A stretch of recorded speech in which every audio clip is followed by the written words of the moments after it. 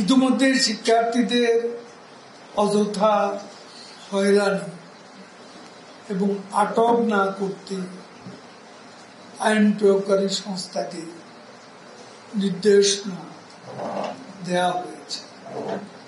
কোন শিক্ষার্থী যেন হয়রানির শিকার না হয় সেদিকে দায়িত্বশীল সকলকে সতর্কতার সঙ্গে খেয়াল রাখতে হবে।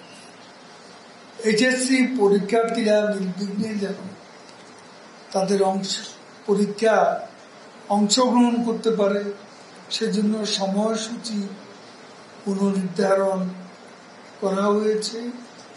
আটককৃত পরীক্ষার্থীদের মুক্ত করতে দায়িত্বপ্রাপ্ত মন্ত্রণালয় উদ্যোগ নিয়েছে।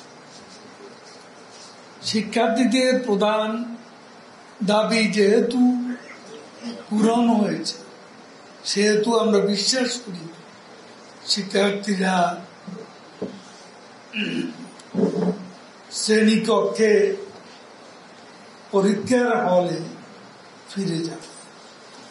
তারা কারো অশুভ রাজনীতির ঢাল হিসেবে ব্যবহার হোক এটা জাতি চায়। পরিবেশ এবং পরিস্থিতি অনুযায়ী শিক্ষা প্রতিষ্ঠান পর্যায়ক্রমে খুলে দেওয়া হবে।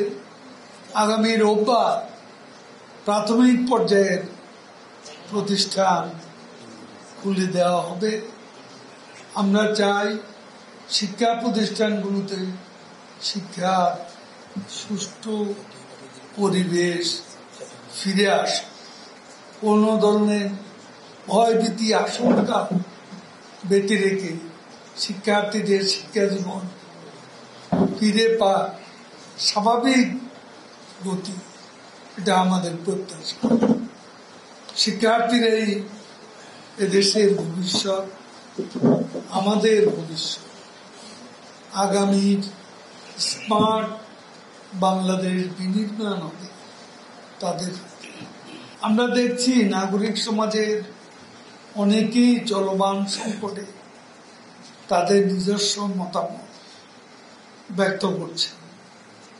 আমরা ব্যক্তিগত মতের প্রতি শ্রদ্ধা জানাই, কিন্তু একটা রাষ্ট্রের শান্তি শৃঙ্খলা এবং জনগণের জানমালের নিরাপত্তার বিষয়টিও সকলের বিবেচনায় থাকা উচিত। তাদের মতামত প্রকাশের সুযোগকে কাজে লাগিয়ে তৃতীয় কোনো স্বার্থান্বেষী মহল যেন উস্কানি সৃষ্টিকর কাজে ব্যবহার না করতে পারে সে বিষয়ে সকলকে দায়িত্বশীল হওয়া উচিত।